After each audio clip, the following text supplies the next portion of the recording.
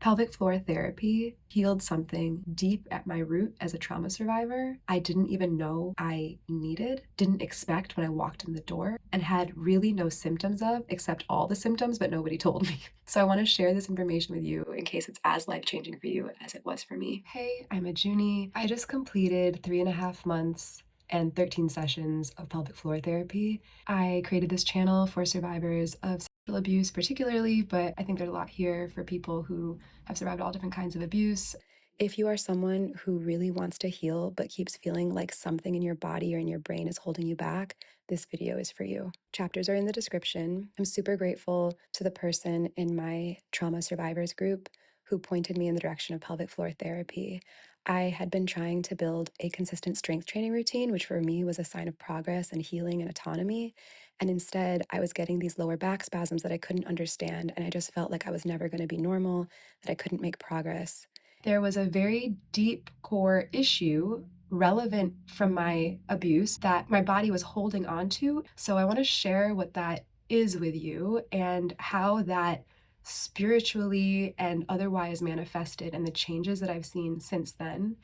And also what my therapist, my pelvic floor therapist, helped me do so that I could move past those things. And I cannot believe how much has changed in 3.5 months. Shannon, I love you, my pelvic floor therapist. When I got my pelvic floor examination, she told me that, yeah, like your pelvic floor muscles are very tight. And then here's the kicker. Here's the thing that I learned and then processed in my body over the last 3.5 months that completely changed my life. She told me that when your pelvic floor muscles are too tight, it means the rest of your core cannot properly engage.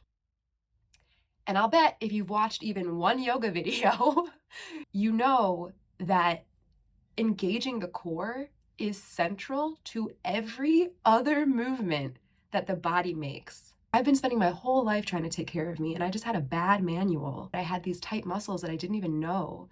And so often what would happen, I would end up injuring myself. It was creating this, what I now learn is called the fear tension cycle, which is a cycle where we feel tension in the body, like stress, anxiety, and then that leads to physical pain. And then that physical pain has us thinking that we're right to feel the tension and anxiety and fear. And so we feel confirmed in that. And then that ups the fear that we're feeling. And then that leads to, it just keeps going around because that's fun. It was a body cycle as well as a mind cycle that was tightening and not releasing and not allowing the rest of my body to balance. And that was then leading me down the wrong path in terms of finding a solution. What the trauma did to me was make me feel like I had to bend. I was never allowed to have that strong core. I was never allowed to be not stiff, but strong in myself. And I feel like what happened in these pelvic floor therapy sessions is I learned how to rebuild my core. I learned how to let go of the fear I was using to protect myself that wasn't even working, and re-engage and turn on the parts of me that were meant to hold up my spine, that I was allowed to have. I was allowed to be strong in myself. I was allowed to have a positive self-image. I was allowed to defend myself. I was allowed to make a mistake without feeling guilty.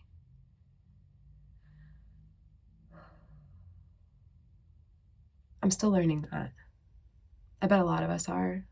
This transformation started happening inside of these sessions where I was able to relax. And then over the next few months, we started doing a series of rehabilitation exercises to relax my pelvic floor muscles.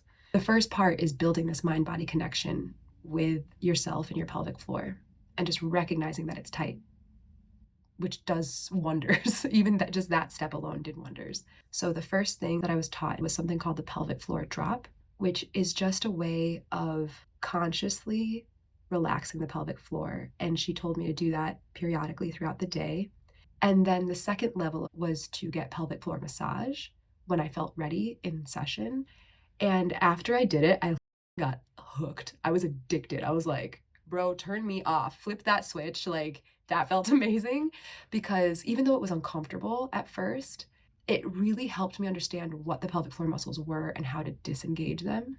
And then She taught me how to do that at home. So a couple times a week at home. I have a whole other video where I talk about the specific things that I learned in pelvic floor therapy. So if you want to go deeper into any of this stuff, check that video out. Then from there, once I learned to relax my pelvic floor, I then was ready to start rebuilding my core. First, actually, was hip strengthening exercises, some stretches for the lower back, and then after that, bringing in core strengthening work. The hip strengthening stuff, I was doing them like 2 or 3 times a week, leveling up my hip strength. And then also then after that, fixing hip rotation. I go into a lot more depth in the other video about what the stages of repair are. Then I started learning about the mechanics of the body. How am I actually supposed to be moving around? The McGill 3, a set of 3 exercises can do every day, developed by this guy, McGill, who's an expert on back pain, is a really powerful set of exercises once you have released your pelvic floor to engage and then strengthening the very deep core muscles that keep your spine in place. The spine is kept in a beautiful natural position that it falls into in order for us to bear load. When we're not engaging the core correctly, the spine is not set up to be ready to do those things. And then over time, that's how back pain becomes a really big problem. I kind of want to lead into the results of that. One of the most beautiful things I gained is a real connected understanding of my body, a clear communication with what it needs, being like a mom to myself. When I have that symptom, I know what to do. My bodily autonomy was taken away, and pelvic floor therapy, in a very real way, the education I've gotten in the last 3.5 months has given that back to me. And I could not be more grateful. Going through pelvic floor therapy proved to me that as we go on this journey of getting stronger, it will reveal to us the places that are weak. And that fear tension cycle means that we're going to think that that means we are so far behind, we're never getting to where we want. And that is not true. If I could impart one thing on you today, it is that when you come up to struggles, you are moving forward. That is you moving forward. And it's just a pay attention. And when we connect with the people and the resources and the findings that are actually for us and not in the language of abuse and re-abuse, those symptoms will move us forward. Because I went through those back spasms, and because I was a part of an incest survivor community that could say, hey, by the way, bruh, you might have tight pelvic floor muscles, I was able to find the right answer. And now I will not have back problems at the age of 60 or 50 or whatever. Doing the strength training, I wanted to be like, stop, I should stop. This is bad for me. It was helping me. It was showing me where my body couldn't support itself. So I just want to say that along your healing path, you might run into stuff that's making you feel like you should turn back. And always listen to yourself. But that includes becoming more aware of the voice trying to hold you back because it's scared. So, as promised, I want to tell you about what happened to me the night before my last session. And what that looked like was I was lying in my bed and I was self-pleasuring. Hey, yo, if you stayed long enough for this video, you get the dirty secrets at the end. And I often have these experiences now when I'm self-pleasuring because I went through sexual healing stuff a couple of years ago. I kind of just examined everything that was making me want to self-pleasure. And the stuff where I was like, oh, I actually don't want to be turned on by that. I stopped myself. And it was really hard in that moment because there's an addiction there. But when I did that, it broke some kind of bond with unhealthy attachments. And since then, I've actually had these really revelatory orgasms and self-pleasuring episodes. And one of them was the night before my last pelvic floor therapy session. And I had this feeling of being the tension that I was talking to my therapist about in my self-pleasuring, that I was I can't relax. I decided, I was just lean in, Junie. If this is the way that your body is ready to self-pleasure, just lean in, just be tense. And I let myself get super, super, super, super, super tense, even though I always thought there was something wrong with me for doing that. And I just let it happen. I leaned in. And then I felt my body zipping itself up. And the mantra that replayed, and I was saying it out loud to myself as my body was zipping itself up, was, "You're not welcome here anymore. You're not welcome here anymore. You're no longer welcome here. You're not welcome here. You're not welcome here." And that mantra was for all the uninvited energy that I never wanted inside of me anyway. And it was my body. There was like a hole in the thread. It was like a hole in the web. And it was me, the spider of me, repairing that and saying never again.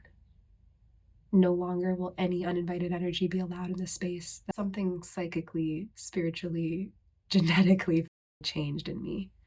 Something was repaired. It was beyond denial. I suddenly realized, I was like, holy shit, Shannon was right.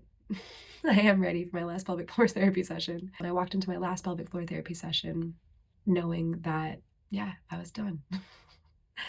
I have another video on boundaries that if you liked this video, it goes a lot deeper into how to set boundaries, how I relearned from being a codependent person